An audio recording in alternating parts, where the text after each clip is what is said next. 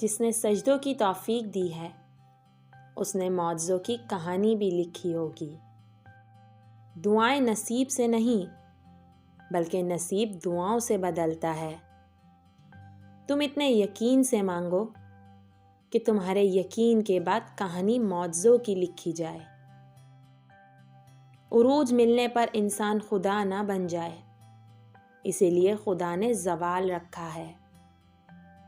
رشتوں کا نہ ہونا اتنا تکلیف دہ نہیں جتنا رشتوں کے ہوتے ہوئے احساس کا مر جانا ہے۔ اپنی زندگی میں ہر کسی کو اہمیت دو۔ جو اچھا ہوگا وہ خوشی دے گا، جو برا ہوگا وہ سبق دے گا۔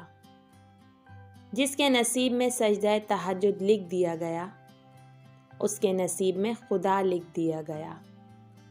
لوگ 1000 منتوں کے بعد بھی نہیں مانتے اور میرا رب ایک سجدے میں مان جاتا ہے۔ دنیا کے سبھی رشتے تمہیں اپنے فائدے کے لیے چاہتے ہیں، مگر صرف اللہ ہی ہے جو تمہیں تمہارے ہی فائدے کے لیے چاہتا ہے۔ جب مصیبت میں بھی پریشانی نہ ہو تو سمجھ لو کہ اللہ کی پناہ میں ہو، اور جب راحت میں بھی پریشانی ہو تو سمجھ لو کہ اللہ کی پکڑ میں ہو۔ صبر کرنا سیکھ لیں، اللہ سب جانتا ہے۔ وہ جانتا ہے کہ آپ کب کن وقتوں سے گزرے ہیں، اور اللہ وقت بدل دیتا ہے کیونکہ تبدیلی کائنات کا اصول ہے۔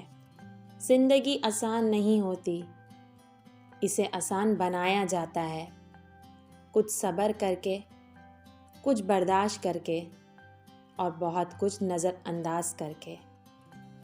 اگر لوگ تم سے متاثر ہو رہے ہیں تو تکبر نہ کرو، بلکہ اللہ کا شکر ادا کرو کہ اس نے تمہارے عیب چھپا کر تم کو لوگوں میں معزز بنا رکھا ہے۔ کچھ نہیں ملتا اس دنیا میں محنت کے بغیر، مجھے اپنا سایہ بھی دھوپ میں جانے کے بعد ملا۔ جو کسی کا برا نہیں چاہتے ان کے ساتھ کوئی برا کر نہیں سکتا، یہ میرے رب کا وعدہ ہے۔ اللہ تعالیٰ تمہارے جسموں اور تمہاری صورتوں کو نہیں دیکھتا، وہ تو تمہارے دلوں کو دیکھتا ہے۔ حضرت عمر فاروق رضی اللہ تعالیٰ عنہ نے فرمایا، جس نے رب کے لیے جھکنا سیکھ لیا وہی علم والا ہے، کیونکہ علم کی پہچان عاجزی ہے اور جاہل کی پہچان تکبر ہے۔ جنہیں یقین ہو مقدر لکھنے والے پہ، وہ انجام سے گھبرایا نہیں کرتے۔